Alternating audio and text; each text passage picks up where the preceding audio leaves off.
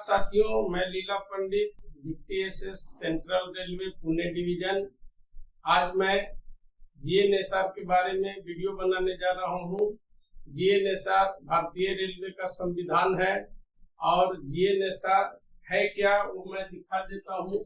ये है हमारा सेंट्रल रेलवे का जीएनएसआर जो 2020 में जारी हुआ है और इसमें जो ये सब पेजेस लगे हुए हैं ये करेक्शन स्लिप है। तो इस नियम को कोई भी सुपरसीड नहीं कर सकता है और कोई भी रेल कर्मचारी को जो रेल संचालन से जुड़ा है इसकी जानकारी रखना उसके फ्यूचर के लिए, उसके सर्विस के लिए बहुत जरूरी होती है। तो चलते हैं हम सबसे पहले परिभाषा। जीएनएसआर का पहला जो चैप्टर है वो परिभाषा है। तो परिभाषा में 60 से 64 परिभाषा दिए गए हैं, लेकिन उसमें से कुछ परिभाषा ऐसे है जिसकी कुछ जरूरत नहीं है, जैसे दिन और रात की भी परिभाषा है। तो हम जो है यहाँ पे सिंप्लीफाई करके मात्र 30 से 34 परिभाषा अपन जो है पढ़ेंगे और उतना समझ लेने के बाद, अच्छी तरह से समझ लेने के बाद सबको जो है भविष्य में होने वाली परीक्षाएं या किसी तरह का भी कोई प्रॉब्लम नहीं होगा। तो मैं सबसे पहले शुरू करता हूँ। पहला परिभाषा जो है पर्याप्त दूरी, जिसको अंग्रेजी में एडिक्वेट डिस्टेंस बोलते हैं। जीएनएसआर में केवल लिख दिया गया है कि संरक्षा सुनिश्चित करने के लिए जो दूरी खाली रखी जाती है वह पर्याप्त दूरी होती है। अब इससे जो एक आम रेल सर्वेंट है जो पहली बार रेलवे में आया है, जिसको कुछ मालूम नहीं है, तो समझ में नहीं आता है। तो सबसे पहले इसको जरा इसके ऊपर मैं विस्तार से चर्चा करूंगा। एडिक्वेट डिस्टेंस जो है दो तरह के होते हैं। एक होता है ब्लॉक ओवरलैप और दूसरा होता है सिग्नल ओवरलैप।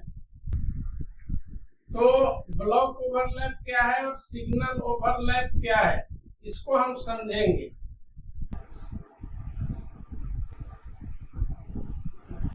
सिग्नल ओवरलैप क्या है उसको हम समझेंगे।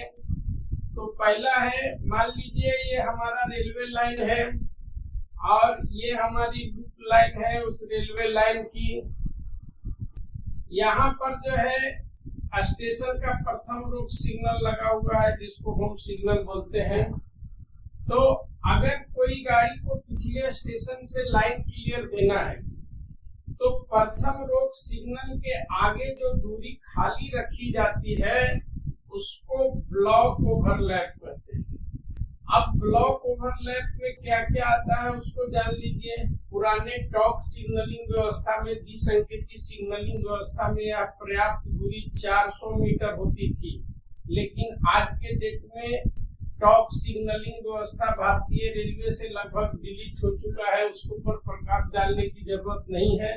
तो आज जो ब्लॉक ओवरलैप है वो प्रथम रोक सिग्नल से आगे पर्याप्त दूरी 180 मीटर है सभी जगह पे बहुसंकेतिक सिग्नलिंग व्यवस्था में। अब रह गया कि एक आम कर्मचारी, रेलवे कर्मचारी को कैसे समझ में आएगा, लोको पायलट जो गाड़ी चलाते हैं उनको कैसे समझ में आएगा कि ब्लॉक ओवरलैप कहाँ पर खत्म हो रहा है। तो प्रथम रोक सिग्नल के आगे सिंगल लाइन सेक्शन में विपरीत दिशा का एडवांस स्टार्टर लगा होता है। अगर एडवांस स्टार्टर नहीं लगा हो तो शंटिंग लिमिट बोर्ड लगा हुआ होता है। दोहरी लाइन खंड में प्रथम रोक सिग्नल के आगे पर्याप्त दूरी पर या तो कोई आउटर मोस्ट फेसिंग पॉइंट होगा या जो है ब्लॉक सेक्शन लिमिट बोर्ड लगा होगा।